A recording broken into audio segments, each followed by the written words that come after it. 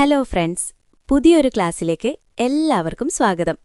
Christmas പരീക്ഷയിലെ 10ാം class Hindi answer കീയാണ് ഇന്ന് നമ്മൾ നോക്കാൻ പോകുന്നത്. നമുക്ക് ക്ലാസ്സിലേക്ക് കടക്കാം. ചോദ്യം 1. സഹി പ്രസ്താവ് ചുൻലേം. ശരിയായ പ്രസ്താവന തിരഞ്ഞെടുക്കുക. ഉത്തരം ഖ. ഡ്രൈവർ രാജാറാം ദില്ലി വേം ഓട്ടോ ചലാ രഹാ ഹെ. ഡ്രൈവർ രാജാറാം ഡൽഹിയിൽ ഓട്ടോ ഓടിക്കുകയാണ്. ചോദ്യം 2. कोष्टक के शब्दों की मदद से वाक्य विस्तार करें. चेहरा ഡ്രൈവർ का आईने में. ബ്രാക്കറ്റിലെ വാക്കുകൾ ഉപയോഗിച്ച് വാക്യം വിപുലീകരിക്കുക. ഉത്തരം ഡ്രൈവർ का चेहरा आईने में धमसा हुआ और बीमार दिख रहा है. ഡ്രൈവറുടെ മുഖം കണ്ണാടിയിൽ ഒട്ടിയതും രോഗാതുരവുമായി കാണപ്പെടുന്നു. ചോദ്യം 3. संगीतों की सहायता से राजा राम की चरित्रगत विशेषताओं पर टिप्पणी लिखें. സൂചനകളുടെ സഹായത്തോടെ രാജാരാമന്റെ സ്വഭാവ സവിശേഷതകളെക്കുറിച്ച് കുറിപ്പെഴുതുക. ഉത്തരം രാജാറാം एक अत्यंत निर्धन और अभावग्रस्त ऑटो ड्राइवर है. वह भूख और बीमारी के कारण शारीरिक रूप से बहुत कमजोर है, जिसके कारण उसके चेहरे की हड्डियां उभरी हुई दिखती हैं. वह बुनियादी सुविधाओं से वंचित है, जो उसके पुराने और फटे हुए स्वेटर से स्पष्ट होता है. इन सब कठिनाइयों के बावजूद वह लेखिका की मदद करने के लिए तत्पर रहता है और अपना काम ईमानदारी से करता है. 3b. मान ले आप राजा राम का साक्षात्कार लेने जा रहे हैं. साक्षात्कार के लिए प्रश्नावली तैयार करें. कम से कम 5 प्रश्न हों. നിങ്ങൾ രാജാറാമിനെ അഭിമുഖം ചെയ്യാൻ പോകുന്നുവെന്ന് കരുതുക. അഭിമുഖത്തിനായി ഒരു ചോദ്യാവലി തയ്യാറാക്കുക. ഉത്തരം आपका नाम क्या है और आप कहाँ के रहने वाले हैं. आप कितने समय से दिल्ली में ऑटो चला रहे हैं. क्या इस काम से होने वाली कमाई आपके परिवार के लिए पर्याप्त है. बीमारी की हालत में भी आपको काम पर क्यों आना पड़ता है. आपके जीवन का सबसे बड़ा सपना क्या है. ചോദ്യം 4. വിശേഷൺ ശബ്ദ ചുൻകർ ലിഖേं. വിശേഷണ പദം തിരഞ്ഞെടുത്ത് എഴുതുക. ഉത്തരം ഖ. दूसरी. രണ്ടാമത്തെ മട്ടറു. ചോദ്യം 5. पैदल चलते हुए आदमी के बारे में कार में बैठने वालों के विचार क्या है. കാറിൽ ഇരിക്കുന്നവർ കാൽനടയായി പോകുന്ന മനുഷ്യനെക്കുറിച്ച് എന്തു വിചാരിക്കുന്നു.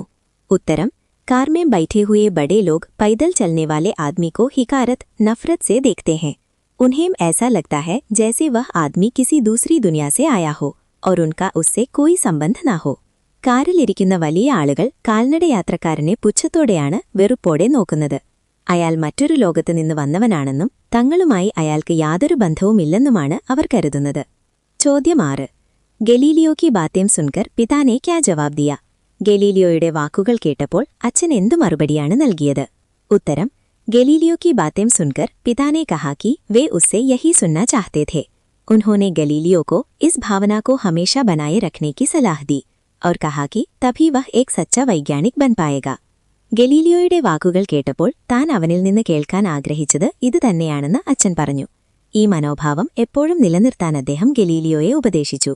എങ്കിൽ മാത്രമേ അവനെ ഒരു യഥാർത്ഥ ശാസ്ത്രജ്ഞനാകാൻ കഴിയുമെന്നും അദ്ദേഹം പറഞ്ഞു. ചോദ്യം 7a. ഗലീലിയോ की बातें सुनकर पिता खुश हुए. पिता की उस दिन की डायरी कल्पना से लिखें. ഗലീലിയോയുടെ വാക്കുകൾ കേട്ടപ്പോൾ അച്ഛൻ സന്തുഷ്ടനായി. അച്ഛന്റെ അന്നത്തെ ദിവസത്തെ ഡയറി ഭാവനയിൽ എഴുതുക. ഉത്തരം ഡയറി. 15 മാർച്ച് 1581. आज का दिन मेरे लिए बहुत खुशी का दिन है. जब मैंने गलीलियो से विज्ञान के प्रति उसकी रुचि के बारे में बात की तो उसके जवाब ने मेरा दिल जीत लिया. उसकी आंखों में सत्य को जानने की जो तड़प है वह एक सच्चे वैज्ञानिक की पहचान है. पहले मुझे उसकी पढ़ाई को लेकर थोड़ी चिंता थी, लेकिन आज उसकी बातें सुनकर मेरा सिर गर्व से ऊंचा हो गया है.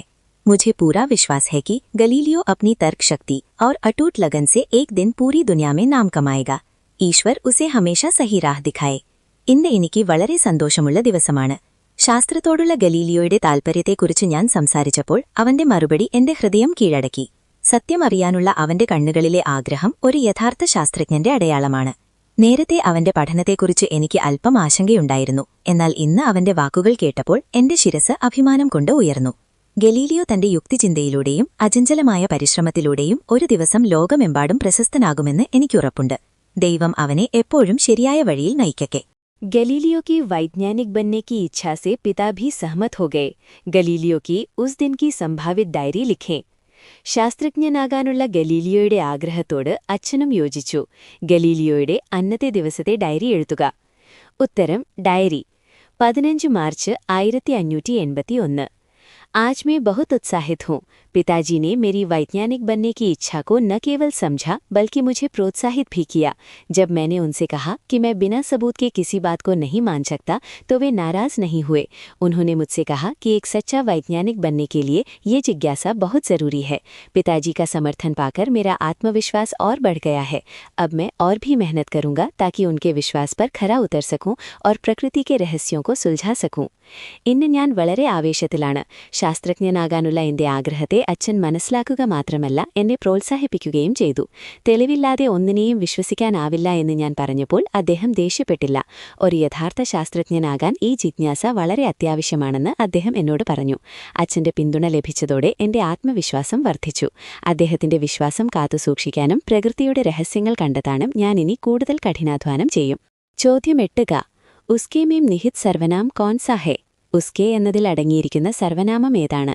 ഉത്തരം ഉസ്കെ മേം വഹ് സർവനാം നിഹിത് ഹെ. ഉസ്കെ എന്ന പദത്തിൽ വഹ് അവൻ അവൾ എന്ന സർവനാമമാണ് അടങ്ങിയിരിക്കുന്നത്. ചോദ്യം 8. ഖ. നമൂനയ്ക്ക് അനുസാർ ലിഖേ. മാതൃക അനുസരിച്ച് എഴുതുക. ഉത്തരം ലഡ്കിയാം ഫൂൽ തോഡ്തി ഥി. പെൺകുട്ടികൾ പൂക്കൾ പറിക്കുന്നുണ്ടായിരുന്നു. ചോദ്യം 9. കേശവ് കു ക്യോം ഡോക്ടർ കെ പാസ് ലേ ഗയേ? കേശവിനെ എന്തിനാണ് ഡോക്ടറുടെ അടുത്തേക്ക് കൊണ്ടുപോയത്?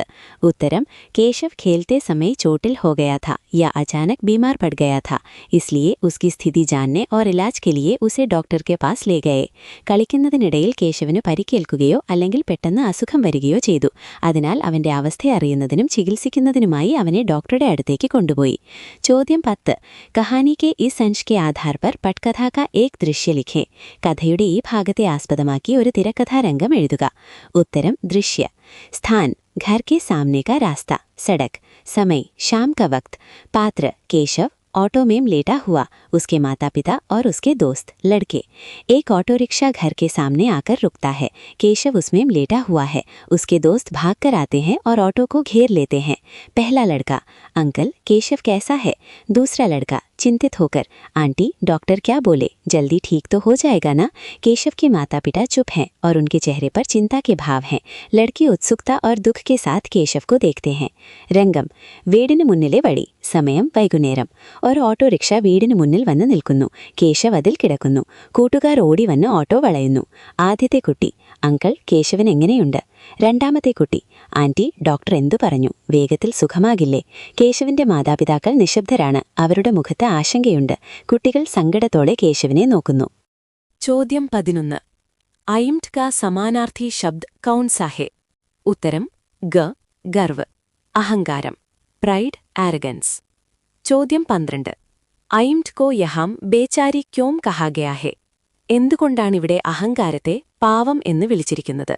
ഉത്തരം जब कवि की आंख में तिनका गिर गया तो उनका सारा घमंड आइम्ड तुरंत चूर चूर हो गया. एक छोटे से तिनके ने उन्हें बेबस कर दिया और उनकी सारी अकड़ चुपचाप निकल गई. इसलिए यहाँ आइम्ड को बेचारी कहा गया है क्योंकि वो कवि की पीड़ा के सामने टिक नहीं सकी. കവിയുടെ കണ്ണിൽ ഒരു കരട് വീണപ്പോൾ അദ്ദേഹത്തിന്റെ അഹങ്കാരം ഉടൻ തന്നെ തകർന്നുപോയി. ചെറിയൊരു കരട് അദ്ദേഹത്തെ നിസ്സഹായനാക്കി. അദ്ദേഹത്തിന്റെ എല്ലാ ഗർവും നിശബ്ദമായി അപ്രത്യക്ഷമായി. കവിയുടെ വേദനയ്ക്ക് മുന്നിൽ അഹങ്കാരത്തിന് നിലനിൽക്കാൻ കഴിയാത്തതിനാലാണ് അതിനെ ഇവിടെ പാവം എന്ന് വിളിച്ചിരിക്കുന്നത്. 13. കവി ഔർ കവിത കാ പരിചയ് ദേത്തെ ഹുയെ കവിതാംശ് കാ ആശയ ലിഖേ. കവിയെയും കവിതയെയും പരിചയപ്പെടുത്തിക്കൊണ്ട് ഈ കവിതാഭാഗത്തിന്റെ സാരമെഴുതുക. ഉത്തരം പരിചയ്. यह कविता एक दिन का प्रसिद्ध कवि अयोध्या सिंह उपाध्याय हरिऔध द्वारा रचित है. आशय. इस कवितांश में कवि कहते हैं कि जब उनकी आंख में अचानक एक तिनका गिर गया तो वे बेचैन हो उठे और उनकी आंख लाल होकर दुखने लगी. लोग कपड़े की मूंद से उनकी मदद करने लगे. इस छोटी सी घटना ने कवि का सारा घमंड दूर कर दिया. कवि यहाँ यह संदेश देते हैं कि मनुष्य को कभी भी अहंकार नहीं करना चाहिए क्योंकि एक छोटा सा तिनका भी मनुष्य का घमंड तोड़ने के लिए काफी है. പ്രശസ്ത കവിയായ അയോധ്യ സിംഗ് ഉപാധ്യായ് ഹരിയോധ് രചിച്ച ഏക് തിൻക എന്ന കവിതയാണിത്. തന്റെ കണ്ണിൽ പെട്ടെന്നൊരു കരട് വീണപ്പോൾ താൻ അസ്വസ്ഥനായെന്നും കണ്ണ് ചുവന്ന വേദനിക്കാൻ തുടങ്ങിയെന്നും കവി പറയുന്നു. ആളുകൾ തുണി ചുരുട്ടി ഉപയോഗിച്ച് കവിയെ സഹായിക്കാൻ തുടങ്ങി. ഈ ചെറിയ സംഭവം കവിയുടെ എല്ലാ അഹങ്കാരത്തെയും ഇല്ലാതാക്കി. മനുഷ്യൻ ഒരിക്കലും അഹങ്കരിക്കരുത് എന്ന സന്ദേശമാണ് കവി ഇവിടെ നൽകുന്നത്. 13. ഇസ് കവിതാംശ് പർ വിശ്ലേഷണാത്മക് ടിപ്പണി ലിഖേ. ഈ കവിതാഭാഗത്തെക്കുറിച്ച് ഒരു വിശകലന കുറിപ്പ് തയ്യാറാക്കുക.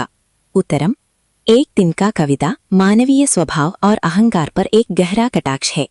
इस कवितांश में कवि ने आइम्ट का मानवीकरण किया है और उसे दबे पांवों भागते हुए दिखाया है, जो यह दर्शाता है कि मुसीबत आने पर घमंड गायब हो जाता है। लाल होकर आंख दुखने लगी शारीरिक पीड़ा का वर्णन करता है तो आइम्ट बेचारी दबे पांवों भागी मानसिक बदलाव को दर्शाता है। भाषा सरल और प्रभावशाली है। यह कविता हमें विनम्र रहने और स्वयं पर अत्यधिक गर्व न करने की सीख देती है। एक दिन का എന്ന കവിത മനുഷ്യ സ്വഭാവത്തെയും അഹങ്കാരത്തെയും ആഴത്തിൽ പരിഹസിക്കുന്ന ഒന്നാണ്. കഷ്ടപ്പാടുകൾ വരുമ്പോൾ അഹങ്കാരം അപ്രത്യക്ഷമാകുന്നു എന്ന് കവി ഇതിലൂടെ കാണിക്കുന്നു. കണ്ണ് ചുവന്ന് വേദനിക്കാൻ തുടങ്ങിയെന്നത് ശാരീരിക വേദനയെ വിവരിക്കുമ്പോൾ അഹങ്കാരം പതുക്കെ ഓടിപ്പോയി എന്നത് മാനസിക മാറ്റത്തെ സൂചിപ്പിക്കുന്നു.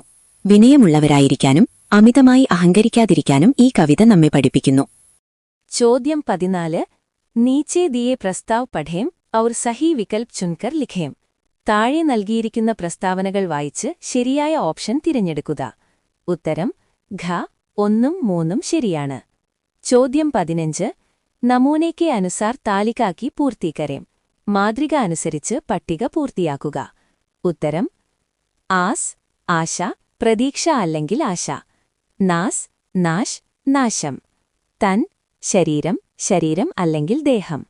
ചോദ്യം 16. ഇസ് ഗദ്യാംശ് के लिए ഉചിത് ശീർഷക് ലിഖേം. ഈ ഗദ്യഭാഗത്തിന് അനുയോജ്യമായ ഒരു തലക്കെട്ട് എഴുതുക. ഉത്തരം വിശ്വ മാനവാധികാർ ദിവസ് അഥവാ മാനവാധികാർ, ലോക മനുഷ്യാവകാശ ദിനം അല്ലെങ്കിൽ മനുഷ്യാവകാശം. ചോദ്യം 17. പോസ്റ്റർ തയ്യാർ കരേം. 2025 ഡിസംബർ 10 നിങ്ങളുടെ സ്കൂളിൽ എല്ലാ മനുഷ്യർക്കും തുല്യ അവകാശമുണ്ട് എന്ന വിഷയത്തിൽ ഒരു സെമിനാർ സംഘടിപ്പിക്കുന്നു. ഇതിനായി ഒരു പോസ്റ്റർ തയ്യാറാക്കുക. ഉത്തരം സ്ക്രീനിൽ കൊടുക്കുന്നു.